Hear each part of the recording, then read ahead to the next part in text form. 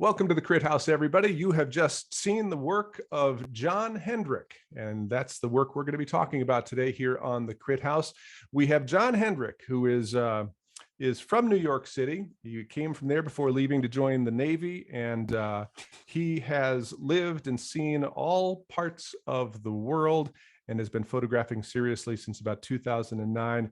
He has recently retired and is looking for guidance on to move his work to the next level. So we will take a look at that in just one second. But first, I want to introduce our esteemed reviewers, our criticers, I don't even know what to call people. The folks who are going to give us a critics. There we go. That's you speak the English language better than I do. Granville Carroll is a visual artist, an educator, and an Afrofuturist. He's working with digital technology, poetry, and alternative processes. This year, Granville was named a New York Foundation of the Arts Fellow. Congratulations on that. And he is now on the staff of Arizona State University. And we're very happy to have you here, Granville. Thanks for coming. Ellen Friedlander is one of our favorites here. She is an LA-based artist who uses various techniques to reveal the human conditions. She is the co-director of the Pasadena Photography Arts. Ellen, I'm going to mispronounce this again. Can you help me? You are a Chi Pi Pi? Chi Pi Pi Fellow. It's the second week in a row I have made the mistake on that. Thank you for that. Her work has been exhibited all around the world. She's been featured on things like Lens Scratch, the Hand Magazine, and the amazing Candid Frame podcast with Iberian X Perillo, the great Iberian X. So, John, tell us about your work. Tell us about yourself and what you're looking for to hear from our critics. Okay. First of all, thank you, everyone. I know it's late in certain parts of the world, so I appreciate it. I appreciate the invite, Jeff. And congratulations again, Granville, on your fellowship. That's very cool. So just like you said, I'm originally from New York City. I'm currently living in San Antonio, Texas. I joined the Navy in '98, so I was 23 years old at the time. I just retired in May of this year, 23 years of service. So I did that on purpose. Half my life has been in the military. I've traveled all over the world. I've lived in Spain, Italy, and Japan. And that's allowed me to see a lot of everything. I've seen the best and worst that us humans are capable of. My job was a hospital corpsman, so like a combat medic. I was with the Marines in Iraq and stuff. So I think that translates to a lot of the ways I like to take my pictures. So I say that because I've recently realized more curating this to send photos to you guys that I'm trying to capture what I want to call, as of right now, like the human emotion. Subtle moments of like people either with companionship or alone, like isolation. Current inspirations, I would say, is like Alex Webb. Who else? Elliot Erwitt is another inspiration of mine. And I guess goals would be to at some point have a book or maybe a gallery. The ultimate goal would be in the MoMA, just go back to New York. But I know I'm just kind of scratching the surface, and I'm just looking forward to like any guidance or help I can get. So thank you once again.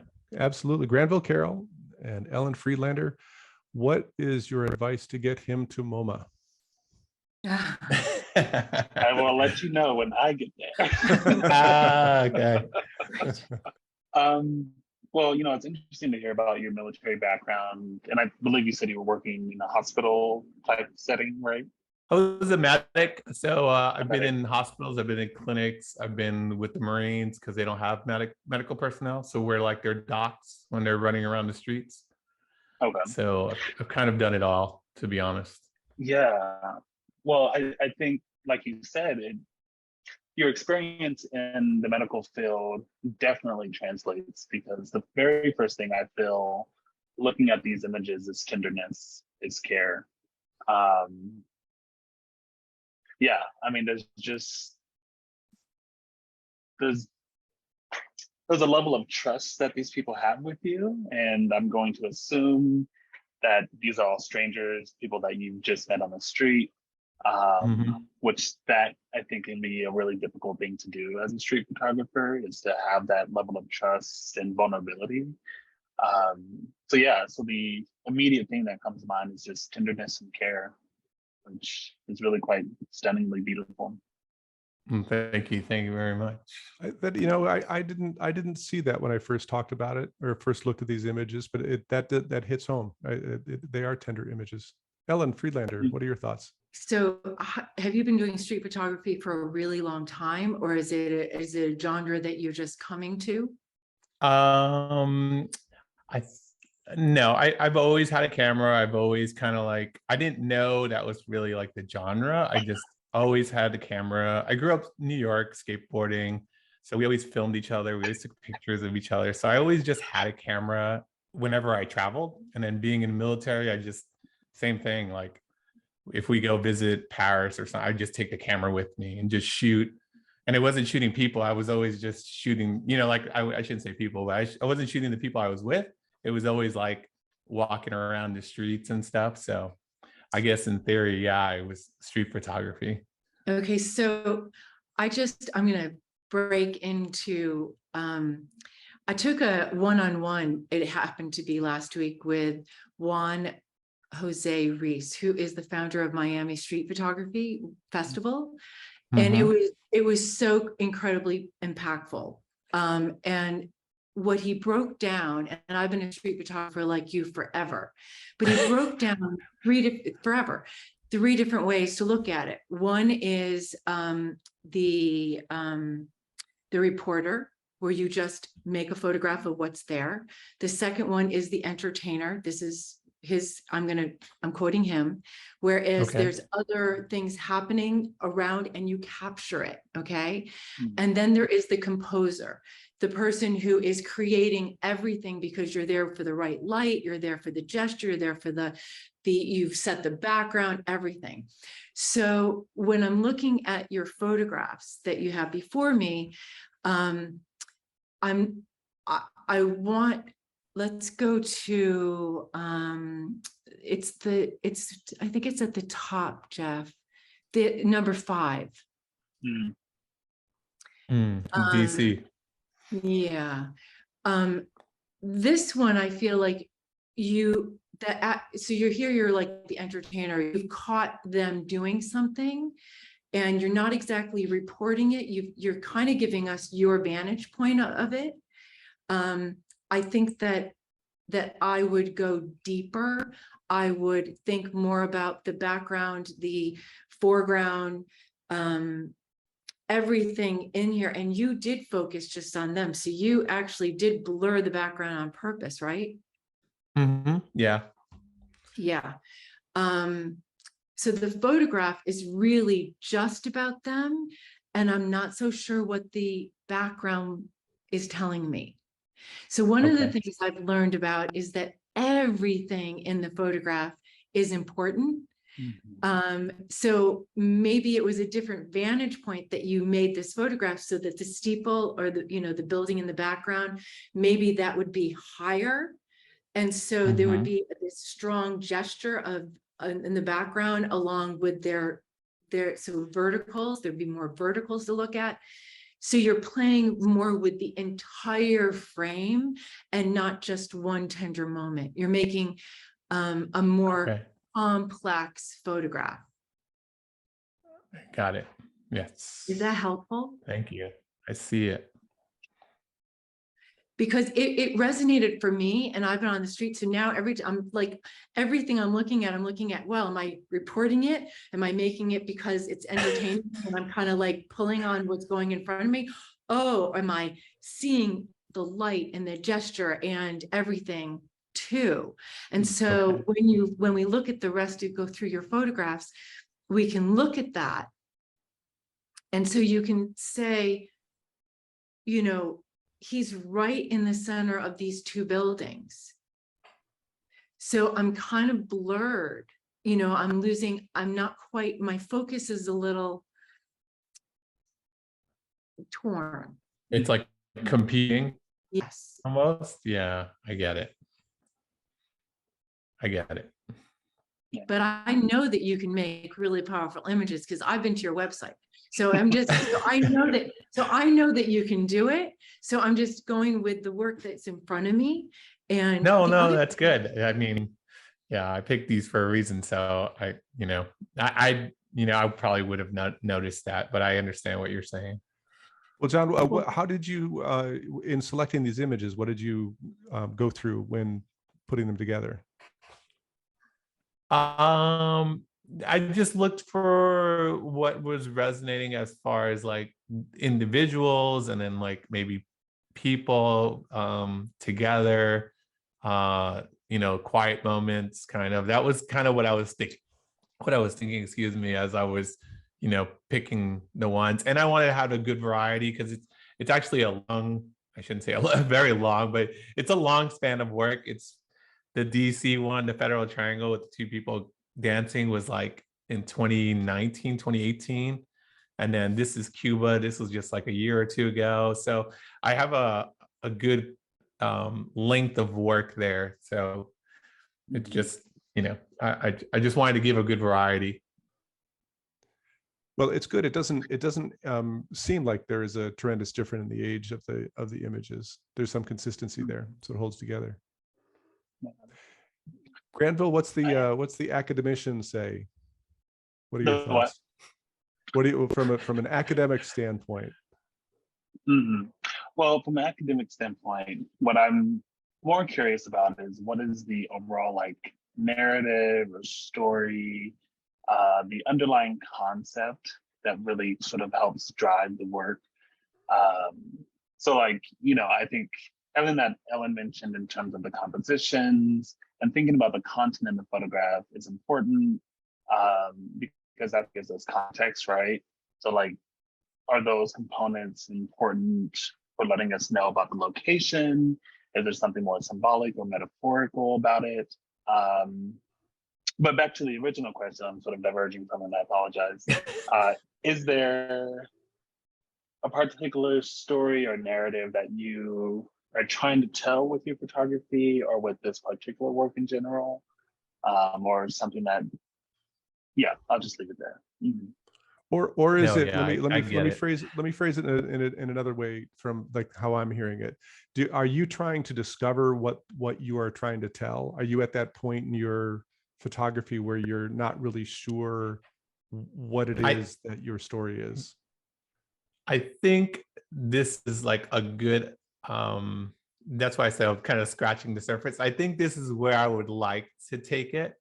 Kind of showing that. I don't know, that human element, that all the stuff I kind of said.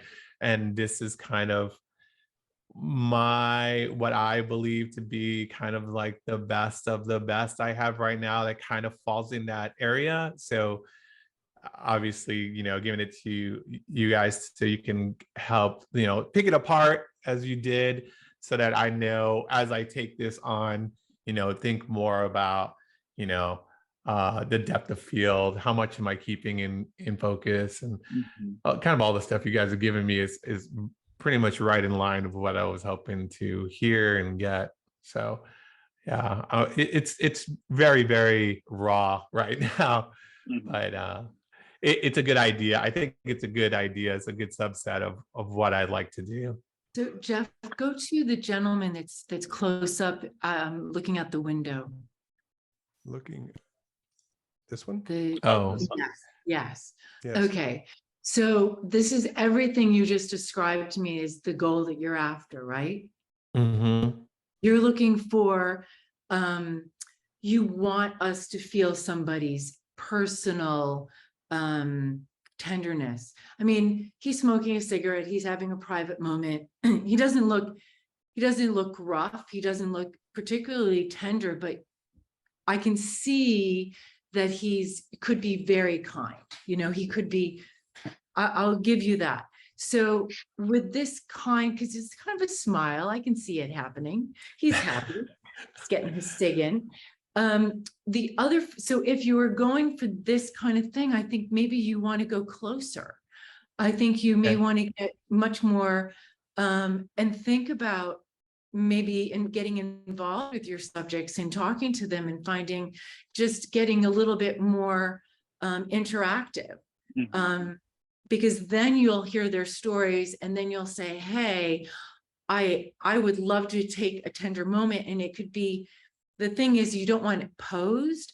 So it's always getting that in between. So being ready.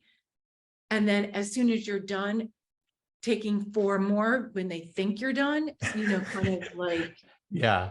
so that you actually get that moment in between and they're not looking at you straight on. And the other thing, I bring this up a lot when I talk on the Crit House, is that you really have to find your unique voice, and you really have to dig super hard in any genre, but especially the street, when we've had amazing people do amazing things.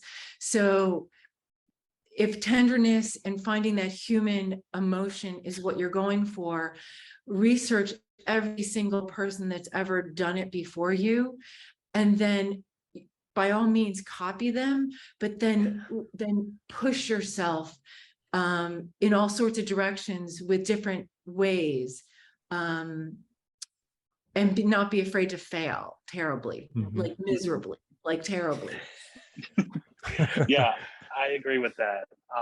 You know, along the lines of what I was thinking about in terms of the concept is it's finding your voice, right? Is what is it about this genre of street photography that calls to you? And then how do you convey that through the images, through your own personal lens, but then also sharing space to allow these people and spaces that you're photographing to really illuminate the mind of the viewer.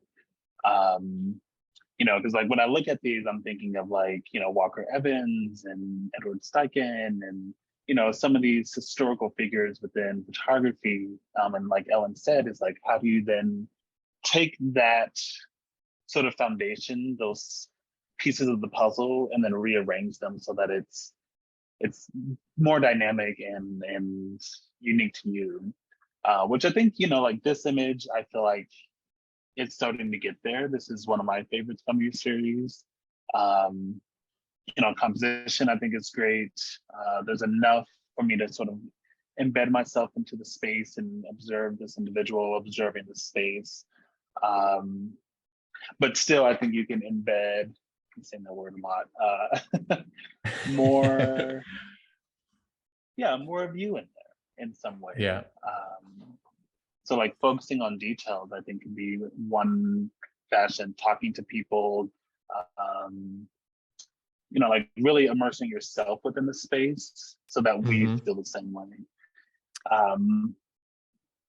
There's lyrical documentary photography, which you might be interested in researching, which is taking a little bit more of a poetic, and I believe a little bit more of a personalized touch or take on documentary photography and or street photography in this vein. So that might be a way for you to like really enrich your mind, to expand the way that you're thinking about photography and this genre, so that it's sort of breaking the rules a little bit, but then also staying within the tradition. Granville, I haven't heard that phrase, lyrical documentary photography, you called it. Yeah, I haven't done a whole lot of research myself on it. A friend of mine, he plays within that space a little bit. But like Walker Evans, I believe, played with that idea. Gregory Halpern is sort of along those lines as well, where it's still very much connected to the tradition of documentary, but it's pushing it into a little bit more of a personalized, internalized perspective. Yeah, that's interesting. Go. You bring up a really important point, Granville, is that it's really important to find your voice through your work, even if it doesn't. That is like the killer point. It drove me crazy. I worked on it for years. I mean, I spent years trying to figure out what my freaking voice was. So it's really hard. I did find it, but it took a long time. But in that lyrical vein, I can also see you all these people are fully, everybody's in the frame, every part of them. You could give a little mystery to your photographs by using your edges more and not having the whole person, like you did that. You started that with the hands. They're not quite feeling as tender, but like something like this, where maybe you just have 2 or 3 hands, or you can feel the heart throb or something. That's going to tell your story. So John, I have a question for you. You're in San Antonio, I think you said, right? That's where I you're am living? in San Antonio. Yep.